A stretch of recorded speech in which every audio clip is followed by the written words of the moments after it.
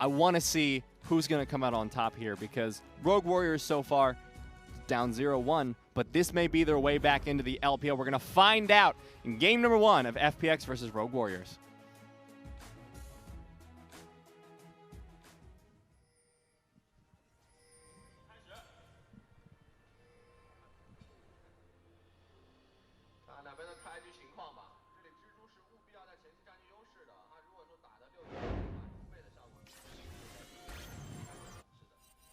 Ooh. Nothing interesting. There we go, there we go. Got the invade happening.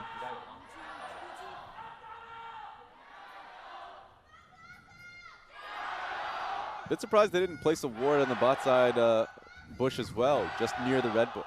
So they just wanted to put in a deep ward next to the Raptor camp. They got all 3, Raz. They got all 3 LGD chants. But FPX definitely coming out as the fan favorites, and my God, the Colonel's favorite as well. I mean, that's the easiest bet. Well, it's 51%. It may go all, oh, actually 60%. Yeah, 60%. I was looking at the medium point. Okay, that's pretty impressive, but remember, FPX coming into this one with 2 set wins, and Rogue Warriors coming off with a loss. So you can just start out any game and say you're going to lose. Like, I mean, that's not telling me too much, Colonel. So I'm just going to go with what I have here, and that's Elise starting on the bot side of the map. With the ward being there, I'm kind of surprised that that's the decision Haro decided to make. I expect him to go the long way around the bush and the ward in the bush, good lord, and find himself at the wolf camp. Let's see what he ends up doing. Because here's the thing, just because we've already seen 2 games in a row where we have the Raptor ward. If you do go what he's doing right now, yeah, he's taking the long way around, he actually gets more experience out of this one. Because recognizing that he's able to get the Krugs while the enemy jungler has gotten himself the Raptors, usually the trade is double Raptors for double Krugs. That's the forced path, but you're pathing away from your bottom side and you're saying, okay, best case scenario, you get that. But take a look at what Tain did. Tain actually went towards his Krugs, cleared that one out, so now he can get the experience advantage if he wants to go towards the bottom side of the map. So I think that's a great adaptation. Pick up the Raptors when you're there. So we'll have to see. This is all hinges on how Doinb does mid lane. Oh, but now we see both junglers going top. Wow. Tain knows exactly what Haro wants to be doing here. Does he get seen? Oh, he did. I think, yeah, he bet. Yeah, He's definitely got to Oh my pick down. God, he was so close. Why did that boar's disgusting. butt have to be so fat? That's right. Get the piggy.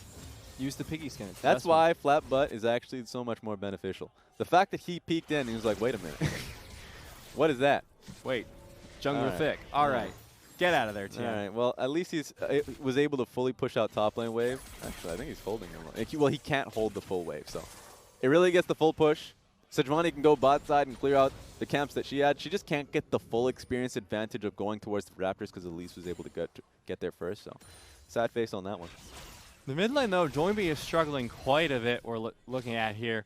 Yes, he's about even in CS, but he is being chunked out pretty hard by HuaTian. And now Haro getting spotted out after he tried to take the scuttle. Will be secured by him. Now we may see a fight over the blue buff. And this is something Doinb can't contest. He's half health, almost no mana. So this would require a roam in from the bottom side of the map. But here's ZWuji and Huanggai. If they are committing to it, expect the teleport to come through already there. Teleport from both sides. Tain in a lot of trouble, has to flash away after the Arctic Assault, but teleport comes back in from Doinb. This could be a full-on team fight. GimGoon's just level 3. He's in trouble. First blood goes down on him, and now Rogue Warriors chasing FPX out of their own jungle. Take a look at that from Rogue Warriors. They expect FPX to all in that situation. The moment you see ZWuji just sticking on top of the buff, it's not like she's dumb. She's recognized that Doinb is going to teleport in the area, and the same is going to happen to GimGoon depending on how all in we're going. So I love the Strangle Barb that came through right as the teleport from Doinb comes in. So they see them both coming at the same time, and they're able to nail down both. Now looking at the Lux, we of course see the Guardian this time against the Yuumi once again. LWX getting pretty low on mana, so won't have a whole lot of wave clear options at the moment. What you just saw there, too, is the shield that she was able to give herself. Well, shield bash, thankfully. I mean, you're going into the Resolve Tree primary, but you still get the damage from that one with shield bash. But take a look at this. Yeah, you teleport right there, you're going to get hit by the Strangle Barb. And so Tian's already out. How can you take this fight? If you already have 5 people ready for you, GimGoon had no way of canceling that one out, and Doinb's already forced to back. What's going on, buddy? He is really struggling in this lane. At the very least, he's keeping up in CS. But that's what we were talking about coming into the Champion Select screen. That at this point, Haro not only got the Elise option, but he already has both solo laners that have positive matchups. Now, what you're seeing in front of your face is not only just a bad trade, but that's Doinb having his first person, like his POV stream. So if you want to see Nautilus being pushed to base at every opportunity, you can go on Doyu for that one. To me, that's fun. That's what I love. Not only do I love to learn from point of view streams, but also when you're seeing someone just get absolutely thrashed, you go on to see their POV, see how well they're playing it, how much they're struggling, and on top of that, there's a camera there sitting there too, so you can see this. You can see the tilt. How disgusted is Doinb by this camp? But looks like he will get a little bit of help from GimGoon there as well. Yeah, he's never a guy to get tilted, is something that's great about Doinb. Whenever they find themselves in a deficit, as LWX is going to trade upon here, let's take a look at this. He's always the type of person that's consistently communicating, who slows the pace of the game down. He is vocal. Whenever we talk about shot callers, people always think, oh, is there just that one guy who's talking, right? Is he the high of the team? I mean, everybody talks, but there's always a dominant voice, and in this team, it's certainly Doinb. Now, bot side of the map, still not doing too great. The Sivir not even able to get the shove into the Kai'Sa and the Lux, so lane hasn't been doing too fantastically, but should be able to pick up a little bit of CS here as well. So LWX and Crisp aren't going to complain too much. Yeah, the Lux is being able to carry the lane out, so that's what I'm not too surprised about. It's when the Sivir comes back into the lane with a completed Essence Reaver or just the pickaxe where her Q and W will be able to get some full clear off there. Or maybe just some time for Crisp to start poking out. I feel like that hasn't been giving to him as well. GimGoon looking for a little bit of a trade here. He's doing well into this matchup now, has a 12 CS lead. He's going to be pretty happy with that. HuaTian going to land the Tangle Barbs, but Doinb with a good dredge line will keep himself safe. Not really concerned for this mid lane matchup right now if you're FPX. Yeah, what's usually difficult is if you're Nico, you usually just auto-push the wave, but he's been doing a great job at holding it and punishing the matchup. So it's usually something that Doinb doesn't have to worry about, but HuaTian's coming into this game incredibly strong. Remember, he coming into this series, coming into the split, HuaTian was perceived to be one of the worst mid laners in the league. Like, that's just how stark it was. But he, for me, already has proven himself to be, like, the fastest improving mid. Like, player. Okay, oh, well, you know, okay. I can't talk. I'm not allowed anymore. That was just a great kill on Huanggai when he had heal up. Okay, and now the final chapter from Chris. This is just going to be the double kill down here in the bottom lane. Killer Instinct not going to be able to keep you safe there, ZWuji. Here comes the Prowling Projectile. It timed out. Come on, Chris. What are you doing? Pot Blossom coming in the mid lane keeps HuaTian safe, but just as we praise them, Rogue Warriors start to stumble a little bit. But there's the ultimate. HuaTian, you walked a little bit too far forward, my friend. Yeah, take a look at his camera on that one. A little bit of tilt because he was coming in to help, but obviously gets himself sandwiched by the Nautilus and taken out. But bottom lane. This is what happens when you get too old, you know, and you just, your wrists start getting too rusty. That's sad. He's 26, everybody. He's not that old, but certainly not pressing the heal button as much as he could. He just didn't expect himself to get killed out that quickly. What we just saw there on that back has got to be the most tilting part about watching a Yuumi support. It's like, all right, I'm going to get him. I'm going to get him. Oh, wait, 80 carries backing right next to him. Going to get away with that. And now Haro looking up towards the top lane, trying to find a gank. But here's one gank that worked a lot better. Yeah, he tried to help out his jungler when they were contesting for Raptors, but you always have to have an eye on your own mid laners. So it just comes down to how focused you are in the game. In that situation, lost it. Now Holder pushing up into the top side. He's going to be having success in this matchup once again. Formerly at a 12 CS deficit, now up by 13. But the Tiamat should help GimGoon out a little bit.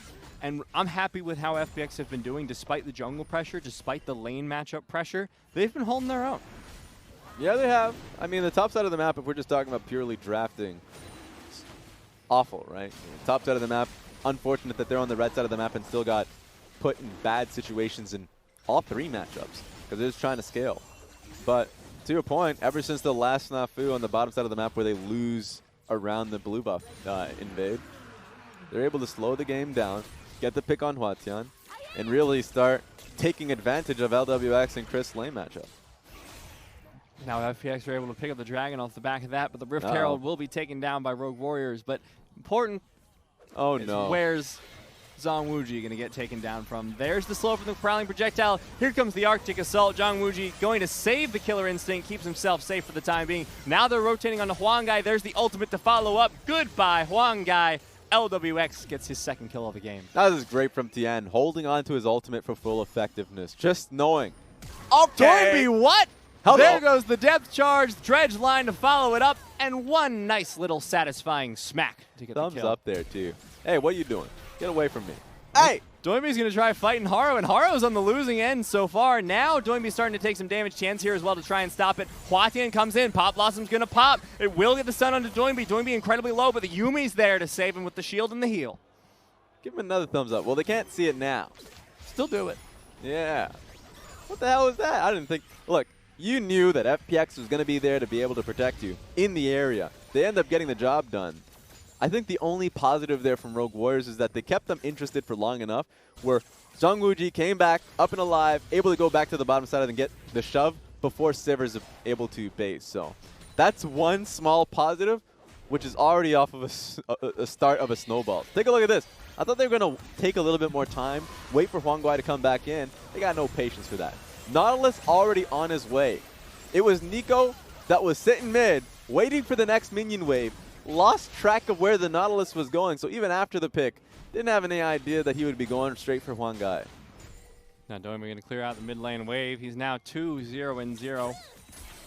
He's so happy with this now. In the top lane, sure, it's not going fantastically for FPX, but it's just a 10 CS deficit at this point. But Haro now going to try and expand that a little bit more. He has the Rift Herald. He has the top wave pressure with Holder, trying to make something happen for the team. Yeah, if they have such a slim lead, right? If they're not able to essentially snowball Holder and Haro going, then you're going to lose this game. I'm sorry. You have Elise, Renekton versus what composition FPX are going to be running in fights. Okay, we're right through. Dredge line there. Threading the needle for Doinb, chunking HuaTian down to about a third health, but it's not going to be enough to take him down. Doinb's fine with that. He has the depth charge back up, so the next time that happens... What is he, Ning? What are you sitting in that bush that long for? He's really feeling this. I'll get him at some point. Like, think of this way. Haro, okay, we'll have to look at this first. We'll have to think in the bot lane first. The Killer Instinct goes in, now on the hunt. LWX dodges it out. Fancy footwork from him. Now back in the top lane. Finally, they gave up and they just dropped it. Yeah, they have HuaTian top too, so they fully committed on this one. Even with ZWuji in the area, you can't do much to protect this. HuaTian has his GLP as well, so he's got his first item. So you don't really want to contest that just yet. Huanggai getting chunked out with the Prowling Projectile. The Boomerang Blade will not land from LWX. No. Now the final chapter comes out. Will they be able to find the root on a ZWuji? They do, but don't find a whole lot of follow-up damage there. Top lane tower, of course, did fall to Rogue Warriors, so they're going to be sitting almost even in gold now, just down by about 700. Look at how much Rogue Warriors lost for the top side play. Sure, you were able to get the tower fully and move the gold amongst yourself, but that's 2 minion waves fully taken away. Doinb was able to push mid lane, and now HuaTian is behind in the CS margin. And of course, an experience because he had to share top side experience while Doinb got the full one, so he has himself a level lead. Feels like at this point, Rogue Warriors really haven't been able to execute on what they came into this game looking to do. The top side, it's ahead, yeah, but how ahead are you really against FPX at this point? Not at all. 1.4K gold lead in FPX's pocket. So one benefit, as I already mentioned, is they can just segue into their pick comp. Only problem is, who are you going to pick? So you'd think Yuumi, but of course she's going to be on top of Sivir. So why not Sivir? Then you got, okay, well, she has her E, so Spell Shield's going to be able to stop that. Move towards Nautilus, he probably wants that. To be honest. Same with the ZWuji, and GimGoon has a few options there too, so if we're just talking about how they end up finding these picks, it would have to be FPX drastically misplaying the position that they have. So if, let's say if LWX push out mid a little bit too much and Nautilus not in the area with no teleport up, then you lose a lot, and that's on FPX. But if they're all grouped up together, I think they're in a great spot for these fights.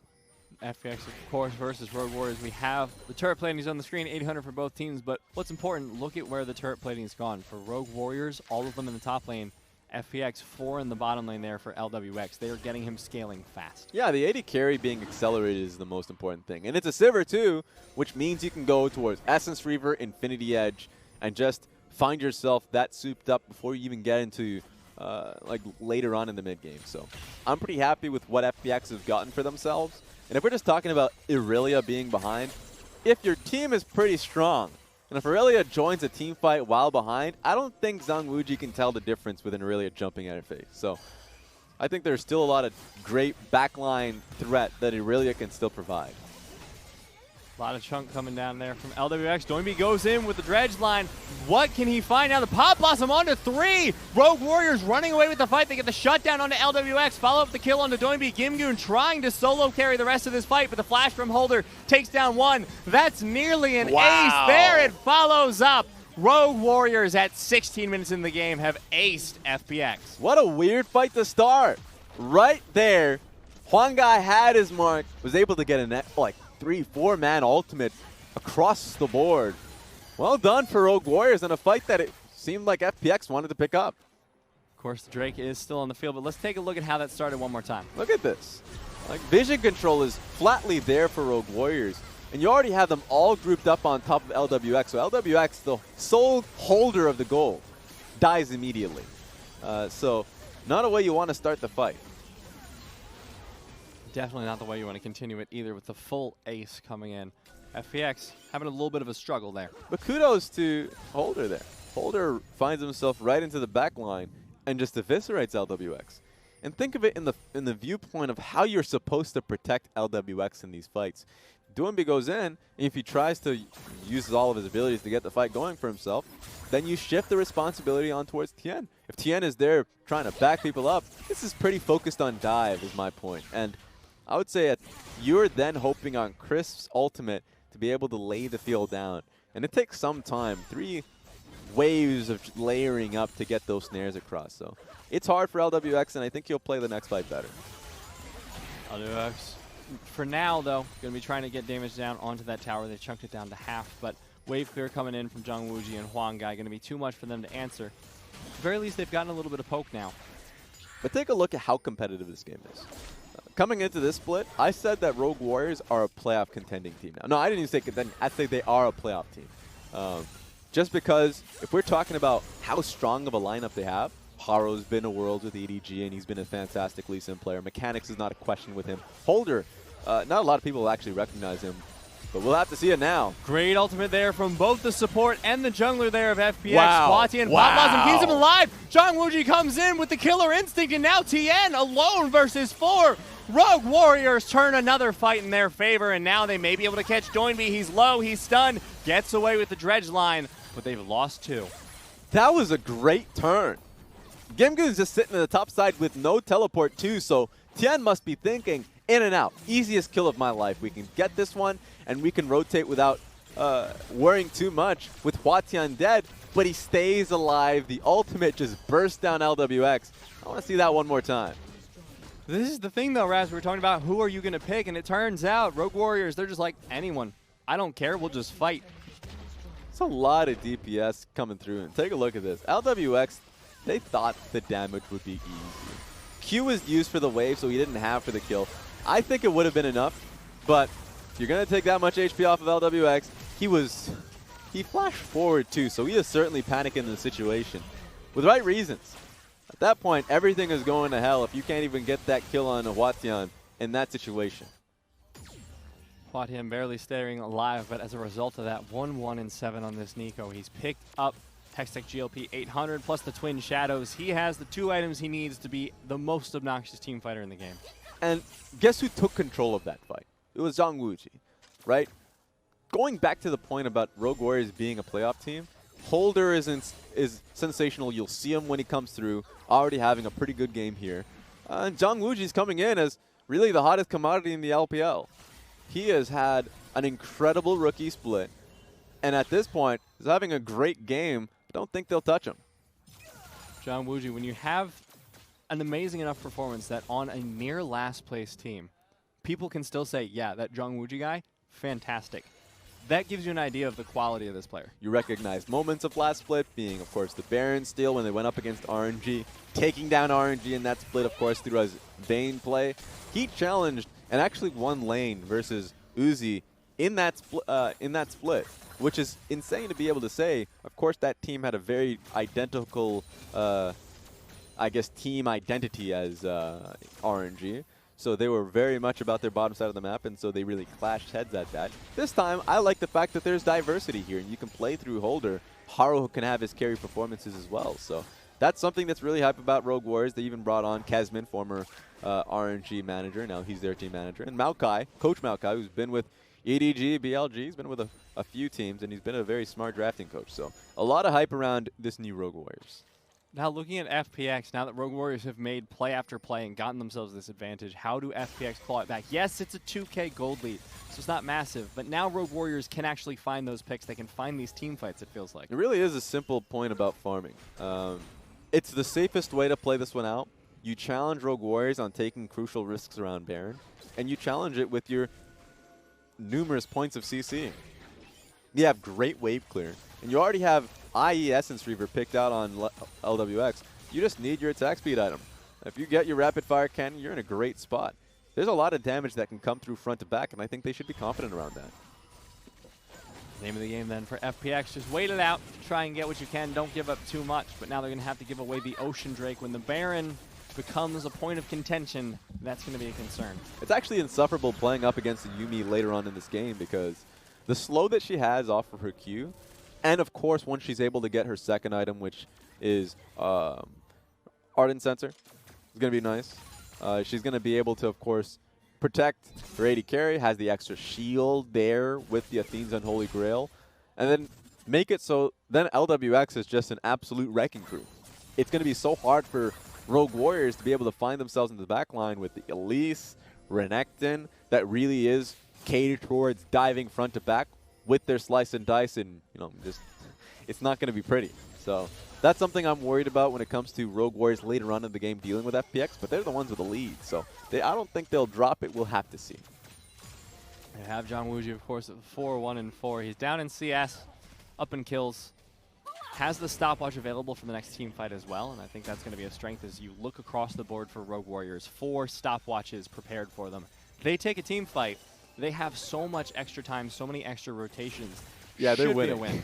They're going to win that fight. That's as easy as it can get, unless if it's like a crucial misplay. But at this point, take a look at the Baron pressure that they have here. Vision control is completely in their favor. Really smart itemization coming out from Rogue Warriors. They have the opportunity now. Because they have the pressure around the Baron, they have the stopwatches. Muramana is completely picked out. Right now, if I'm Rogue Warriors, you just start on Baron. They're trying to look for a pick here, but they're not going to find it. Okay, wait a minute. Well, maybe they will, Raz. Doinb so low, survives though. Teleport coming in. Is that going to be the 5-man final chapter? It is. Pop Blossom comes in, lands under 2. Tain picks off Haro on the backside of the fight. It looks like Chris incredibly low, but he will get saved up there by LWX. HuaTian goes down. FPX maybe turning the fight in the game. ZWuji though, still alive. Still the carry, pops the stopwatch, goes golden. LWX gets taken down. ZWuji does as well, and it's up to Doinb. It's up to Chris to 2 versus 2. Huanggai low, not dead. Doinb won't find the damage, and Chris, the last one alive, gets taken out. The triple kill to What Holder. do you do if you're Holder in this situation and you're the last man standing, right? Just push up the wave, head back to base. That's what I would look for. But that was a damn good fight from Rogue Warriors, even with what was a great setup from Yuumi. That was, I think, the most disgusting final chapter we've seen so far in competitive League of Yeah, Legends. take a look at it. I just want to see it for the final chapter. I thought this wasn't going to be a pick, by the way. I didn't see Doinb getting picked out here. But here comes the final chapter. Set up. Tain is in a great spot, too. But take a look at ZWuji. Finds himself just behind the wall here. So he's able to find himself, of course, completely in a safe environment, front to back in. GimGoon gets erased, can move towards, but the flash is what I think was the crucial error here. That he thinks he can just go for a burst play with his stopwatch, but forget that they don't have damage at this point of the game without him. So if they had slowed it down, I think they were in a great spot. Unfortunately, it's just going to turn out okay, I suppose, with Holder being the last man standing. 5-1-5 now on that. Renekton has the Guardian Angel picked up alongside the Spear of Shojin and the Black Cleaver. That is a very scary alligator. Hell yeah. He has himself the Guardian Angel to boot. So, of course, with the stopwatch being exposed, all that good stuff out of the way, Guardian Angel is a great go-to item to just dive and be confident that if they focus on you, it's ZWuji and I was about to say HuaTian, and then he changed his name to Holder because he's Nico. I almost said the wrong name on that one. But yeah, HuaTian going to be dishing out the damage throughout the fight. And remember, that was a fight without the ultimate from Nico really doing too much. So want to see what we can get. It's looking really good from Rogue Warriors. That said, all the stopwatches have been burned on that one fight, so... We still got one of them. Yep, still got one. On to Haro. But FPX, I feel like they can be happy with that fight regardless. They took it very close. They do now have the attack speed item on LWX, the Phantom Dancer, to give them a little bit of more team fight safety. So I think they're still fine in this one. Yeah, I thought he would go rapid fire cannon for the extra range, but of course we already saw how hectic these team fights are. He is going to take damage. He just wants to be safe. I think the next item at this point, looking out for his own safety, would probably be Guardian Angels. He wants to be alive as much as possible. And they're always pivoting, putting themselves in a position to deal damage to him. Now, speaking of dealing damage, ZWuji is looking mighty disgusting right now. 6-1, 6-2 and 6 rather on the Kaisa. 3 items picked up for him as well. Nashor's Tooth. Now, Nashor's Tooth is a really good pickup. I mean, if we're just talking about, if you're confident in the AD that you have on your team, Nashor's Tooth has just so much stats. One of the most efficient, gold-efficient items in the game. Cooldown reduction, that's something nice. Extra poke that you'd have on your W as well. The attack speed is bonkers. It looks like they're going on towards Huanggai. FPX, they're going in. They will be able to find the pick onto Huanggai. Will they follow up onto Holder and ZWuji? There's the 2. Will they find the 3 onto Haro? Not yet, but they will find ZWuji. Pop Blossom comes in. The teleport as well, coming in from Rogue Warriors. FPX now on the wrong side of the fight. ZWuji, they need to take him out as soon as possible. They will get the shutdown, but Tain still barely holding on at this point. LWX kiting back as best he can. Should be able to find Holder. Pops the GA. HuaTian low as well. That's just the clone, though. And Holder going to fall in the end of the fight, getting the shutdown onto LWX. That was such a great way to kite through knowing you won't have Aurelia there. And guess what they have right in front of them? Zabarin, baby. Not going to be able to be contested here. Haro may be able to find the steal. Doesn't have the flash, Teleport. though. Teleport going to come in from the flank. I don't think you could take this fight, but they're willing to do anything here. Execute on Elise is huge. Are they going to go for a steal here? Trying to get the zoning. 2,000 health remaining on the Baron. Not going to be able to get in. He gets taken out instead. And the Baron secured by FunPlus Phoenix. They find their way back at the 28-minute mark. Yeah, they were confident in that Smite fight because he didn't have flash to go in for the execute too. So Haro had no real way of being able to get that one. So great fight from FPX. I want to see it again in the perspective of LWX to start it all off because they go right in there. They get the pick on towards Huanggai. And my concern at this point forward, while you lose your support, in comes in the Renekton in a great position for a teleport, and FPX are on the run. But easier if ZWuji really puts himself in a position to get smashed. So that's the second fight in a row where ZWuji really is not playing it as slow as he should. A little bit of over-aggression from him, but a bit of repercussions for the team on that one. Infernal Drake and the Baron have been picked up now by FunPlus Phoenix. Question is what they're going to do with it next, because FPX still looking pretty aggressive here. But they know that Doinb is back, so they really don't want to chase this one down. Teleport's almost up for both GimGoon and Doinb. Now the goal leads in favor of FPX. It's just hard to see who ends up winning this one going forward because ZWuji is the one with 7 kills. Right? He has such a huge lead, and he's played the last 2 fights pretty poorly. So if we're just talking about, like, or at least the end of the fights, right? Overplaying his hand, per se. We're just talking about what happens if ZWuji is able to play it out as patiently as possible, if HuaTian is able to get a crucial Tangle Barb, then Rogue Warriors can take this game back. FPX have to recognize this one and play as disciplined as you can around LWX. I think they won't have much trouble with that at the moment. And of course, there is that massive CS lead on LWX, sort of mitigating the problems with ZWuji being so far ahead in kills. He has QSS too, so that's his option if he ever gets hit up with any of the pick opportunities. Of course not. Is running the teleport instead of the heal or the cleanse. Looks like not going to be able to steal it away. Still has the red buff from last fight, though. Got mid lane pushed out. They can rotate towards the bottom side of the map. They have 2 waves they can work with. So right now, FPX have a lot they can move with. There we go. It's going to be on Rogue Warriors to try and send members down here. But if they take the short path, that's an easy fight for FPX to pick up. They need to play this one slowly. FPX pushing it out. They have so much wave through off the back of LWX, of course. 3.5 items, as we've mentioned. Has the QSS as well. So he's pretty safe, especially with the front line here. FPX Tain still trying to body block as best they can. They have another wave to work with. Nice cannon minion just smashing this turret. And take a look at mid lane. Now, if we take a look at it, Irelia's already on it with the wave.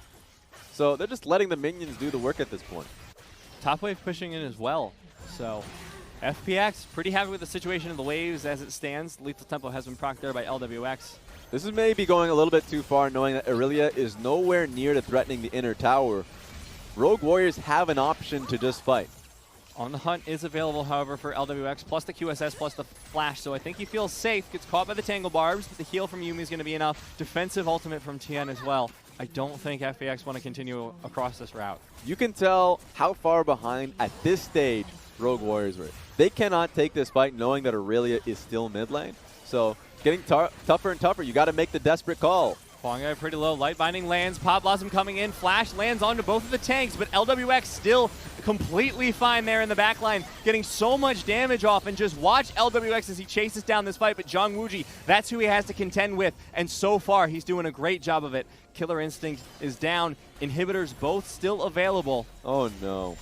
They're still going for this. I don't know about this one, LWX. You need to be really careful. Taking a ton of damage there from the W of ZWuji may finally force them out of the fight.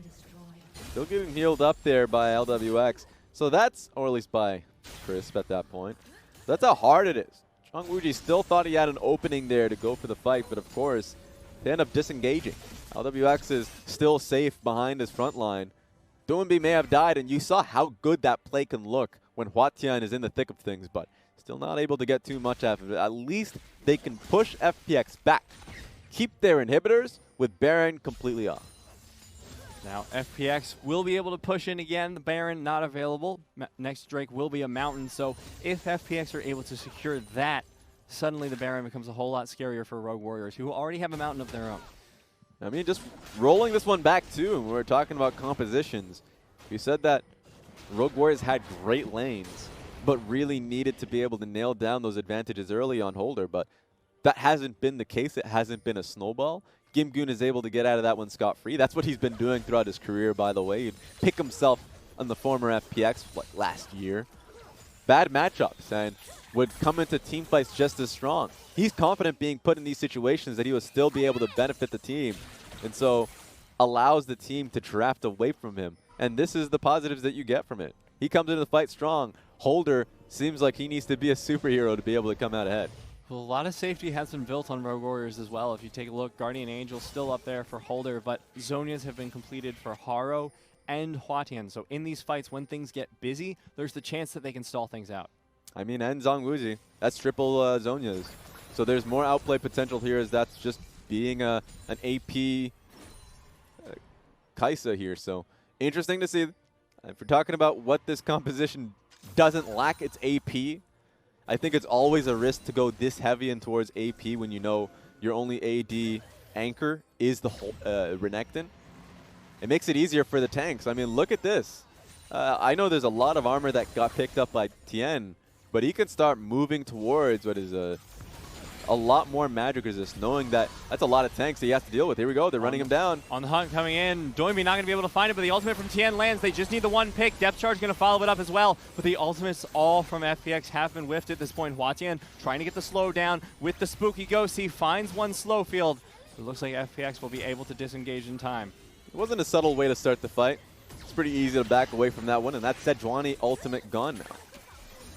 Lots of ultimates gone there on the side of FPX, so they're going to have to wait this one out if they want to fight. Don't have the On the Hunt, don't have the Death Charge, don't have the final chapter. They have basically nothing for this next fight. Take a look at how impactful Yuumi's Q is. Every time it nails someone down, they have to use a dash to get out.